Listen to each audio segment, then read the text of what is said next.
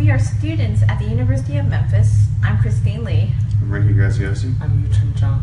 And we are presenting our idea of integrating the blockchain into Walmart's supply chain system that has to do with cotton.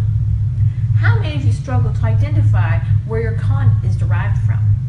Managing the supply chain system is very complicated because you have to track items as the cotton moves through the supply chain that requires an extensive amount of coordination involving cotton farmers, manufacturers, and logistics teams.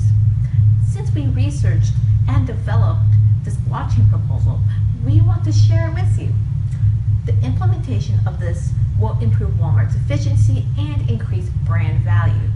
We will describe our blockchain proposal, display our blockchain diagram, and identify how we will integrate the blockchain with Walmart's supply chain system. All right. Supply chains this large can transcend countries and even continents. The supply chain may be composed of a complex network of manufacturers, distribution centers, and other types of participants. There are many more risks to address, as well as political disruptions, natural disasters, wars, currency fluctuations, and numerous national and international regulations and standards to comply with. Walmart has one of the largest and most complex supply chains in the world. In 2014, it was reported that Walmart stores carry products that are made in more than 70 countries. They operate on more than 11,000 stores in 27 countries around the world and manage an average of $32 billion in inventory. One of the products they purchase is cotton. The majority of this cotton comes from small farms in India, China, and Africa. Once the farmers pick this cotton, it is then sent to the cotton gin where the seeds are removed.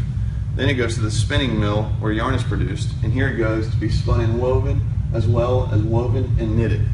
It then goes to the processing facility, which makes the fabric. This is then made into the final product, which is delivered to a warehouse or distributor, and then sent to the wholesaler or retailer, and eventually made to the consumer.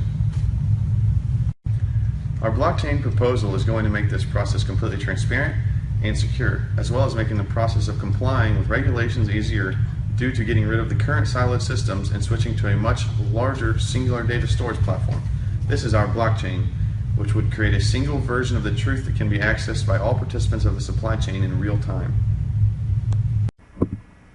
We first start in the blockchain architecture with the fabric. The servers run the fabric for the blockchain software. The fabric consists of the peers and the certificate authority. The peers are nodes where the software is functioning, and the certificate authority located in the center of the peers connections grants e-certificates and t-certificates that enable the blockchain to get started on its transactions. The data in the fabric is then transferred to the ledger, where the ledger records applications and results of smart contracts. After that stage, the data is then transferred to the SDK application, where it encrypts and decrypts files.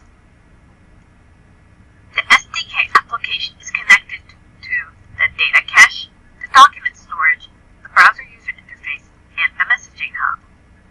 The data cache is the local fabric client data. The document storage will have encrypted proof of transactions of documents that provides high cybersecurity for the blockchain. The browser user interface is where the distributors and suppliers will interact with the application, such as verifying a contract for a bale of cotton, so then that cotton can be moved through the next supply chain stage. The active updates from the SDK application will be transferred to the messaging hub.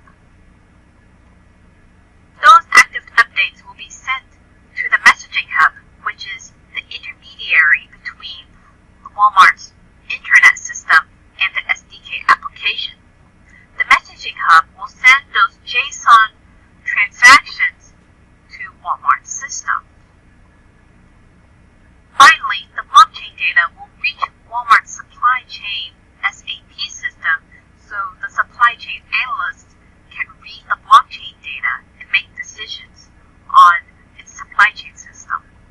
To track the physical assets, in this case, being cotton bales, as they move through the supply chain, the farmer has to add an RFID tag to each bale that contains its PBI code.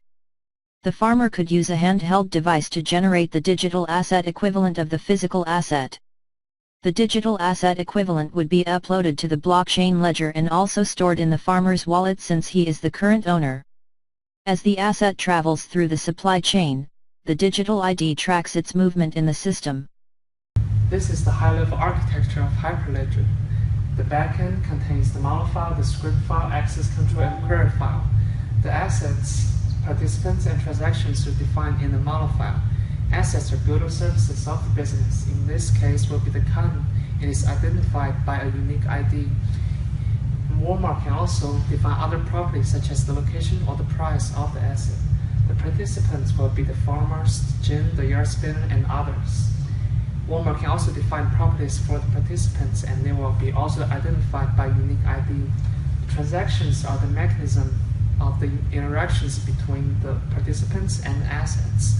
It can be a purchasing of cotton or the handing over of the ownership. And those transactions will be defined in the script file. The access control file will allow or say rules of who can do what, and the query file will allow the Walmart or the other participants to push data to or pull data from the database. All the backend is connected to the business network archive, which is linked to the front end, which will be the web browser that the participants can use, or the cloud. We'd like to give huge thanks to University of Memphis and Dr. Schultz of making all this possible.